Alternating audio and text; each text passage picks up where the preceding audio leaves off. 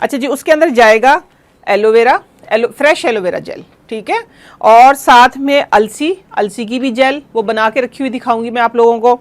दूसरा एंटीबायोटिक और anti fungal, anti infection, anti inflammatory वो है हल्दी, हल्दी वो है जो मैं इस्तेमाल करती हूँ, आंबा हल्दी।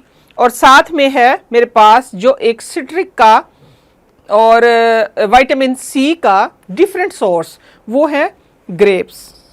तो हमने इसके अंदर क्या करना है, ये अलसी की जो जेल है, ग्रेप्स को मैं निकाल के इधर रख देती हूँ, ठीक है। अब हम प्याली के अंदर बनाएंगे। ये प्याली है, इसके अंदर करना क्या है, मैंने ये अलसी की जो जेल है इसको इस तरीके से निकालना है। ये सिर्फ अलसी मैंने अंदर किस लिए डाली हुई थी, ताकि आप लोग देख सकें। अब अगली चीज़ जो इसके अंदर जाएगी वो जाएगी आंबा हल्दी, कितनी, 1 चुटकी बस। ये आपकी स्किन के, ये हाइड्रेट करेगी स्किन को, ये आपकी स्किन के ऊपर जो पिगमेंटेशन है, जो मुलाजमा है, जो छाइयाँ हैं, वो ख़त्म करेगी। और साथ में जाएगी एलोवेरा जेल।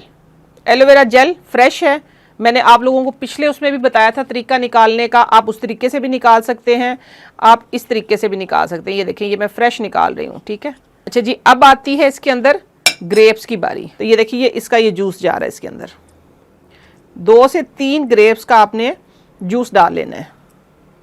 अगर मैं बात करूं तो 1 चम्मच बन जाएगा, ठीक है। ये देखें, बहुत ही अच्छा से जूस निकल आता है। इस तरीके से हमने इसको मिक्स करना है।